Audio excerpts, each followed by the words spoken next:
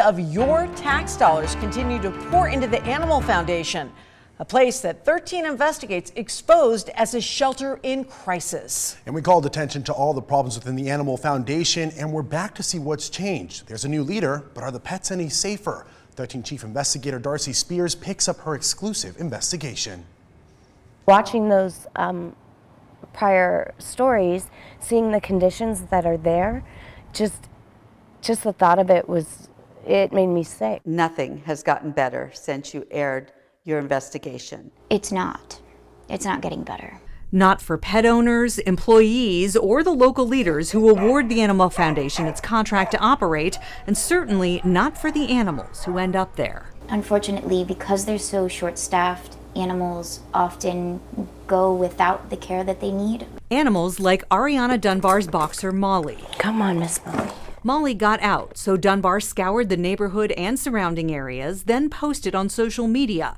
A neighbor alerted her to a boxer on the Animal Foundation's website. The ad didn't say if it was male or female, and it didn't have a picture. She went to check as soon as the shelter opened the next morning. They said they didn't have her, and I asked them about the boxer that had been found, and they said that it was a male. Not willing to give up, she asked to see all the dogs and for staff to run Molly's microchip number again. So she puts in the chip number again and looks up at me and says, "Oh, she's here." When they brought her out to me, she had a collar that they had put on in addition to the collar that she had when she went missing, and they had written her name on it. So they knew who she was and who she belonged to, and they just didn't even bother to call. Well, the situation with Molly was very unfortunate, and it was from some human errors that occurred. Hillary Gray is the Animal Foundation's new CEO. She says Molly's case is a wake-up call. And it's also indicative of ways that we can work better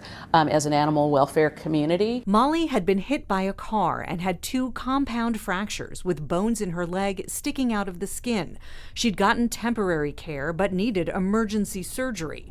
Molly had been in someone's custody for about 36 hours, and Animal Foundation records confirm her microchip was found. There was a point where the contact could have been made to the owner immediately. That could have been settled, long before Molly ever ended up here. It's really upsetting because had they called me when she was originally scanned, which was about 1:30 or 2 in the morning, right after she went missing, I would have been there immediately. Instead, she sat in a cage for a day and a half. It was infected. Luckily, she didn't have to lose her leg. Molly's left front leg is where the injury is. You can see how she's holding it hesitantly and clearly still healing. 5 weeks after surgery, she still has to be on a leash. Ariana can bring her outside to this small patch of grass, and that's about it. I thought you were a cat, not a chicken. Felina Carter worked at the Animal Foundation for 2 months in December and January before she couldn't take it anymore and quit. During her short tenure, she took photos and videos which she shared with city leaders. There are animals sitting in waste. They are sitting on damp floors with no blankets. They're scared. They're mentally declining because, they can't socialize them if we don't have enough people to even feed them. Everything is getting neglected. While animals inside were going hungry, Hi, good morning. Felina found pallets of food sitting outside with no one available to unload them. Utter lack of resources. And it was just very sad. The only time I ever saw forward progress was if an email went out saying that all hands on deck, we need to clean the place. And that happened one time while I worked there, and it turns out the city was coming to visit.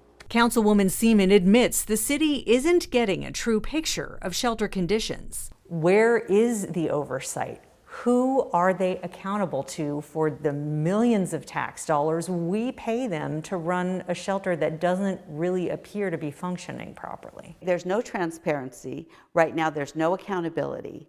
And I will make sure that there will be. Hillary Gray says she will too. The team that takes care of the animals that was very understaffed is now up to speed. But will they stay? Attracting good employees, keeping good employees. It keeps coming up again and again that the pay scale is off here. The top level executives are making 6-figure salaries. The people doing the work are making $13 an hour. Any discussion about leveling the playing field a little bit? Absolutely, there's been discussion about making sure that we take a look at not just pay scales, but other things that are important to people: education, cost of living increases. Meanwhile, we're in the front line getting yelled at every day because no one can answer the phones. Because if we answer the phones, the animals don't have food, or they're dying. In Felina's time at the shelter, she worked through a 2-month backlog of unanswered voicemail and email messages from pet owners looking for their pets. My last 2 days, we saved 6 lives from emails. Old emails. Old emails. Emails, I was scared to take days off. One case involving 2 pit bulls stands out. As these internal documents show, one dog was moved to adoptions, the other... This dog was scheduled to be euthanized. Next. But this is somebody's service animal, and she's been reaching out via email for weeks. She missed 2 of her appointments, so they gave up. They gave up. They marked it for euthanasia for behavior because this dog was not doing well in the shelter environment. She referred the pet owner to Councilwoman Seaman for help. Seaman picked up the woman who had no transportation and brought her to the shelter. The experience was appalling. I ended up waiting 2 hours and 15 minutes to get her dogs back. And the one that was in line to be euthanized was the friendliest dog I'd ever seen. He jumped in my car. We were able to pet him. There was no behavioral problems that I saw. Okay, and I don't have the particulars, so I can't really speak to that, but would be happy to look into that. Felina says every concern she raised was met with the same response. We're working on it. Can we get better? Yes. Local leaders have asked for an audit, but were advised by legal counsel that they'd have to meet with the Animal Foundation board first. That won't happen until late March. In the meantime, Hillary Gray is making it her mission to meet with elected officials to at least start talking about how they can better work together. Darcy Spears, 13 Investigates.